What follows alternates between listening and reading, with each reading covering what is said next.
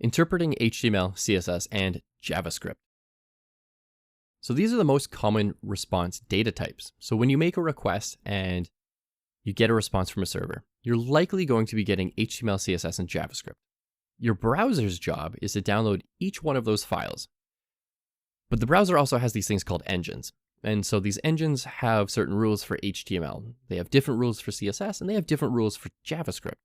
If your browser thinks it's opening a JavaScript file, it'll use the JavaScript engine to read and interpret and make your website interactive. Likewise with CSS and HTML. So if it realizes that there's a CSS file, a cascading style sheet file that is, it's going to try to interpret that and make your website look good. And so they have different purposes.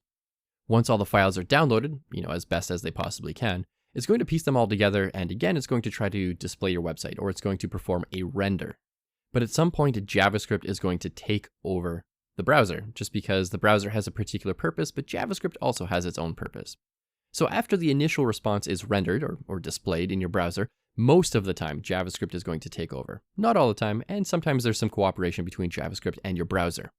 JavaScript can tell the browser to make more requests on the fly by dynamically adding links, images, and other assets to your page, or by directly communicating with the browser and creating a new request. So JavaScript can make its own requests, but your browser can also make requests too.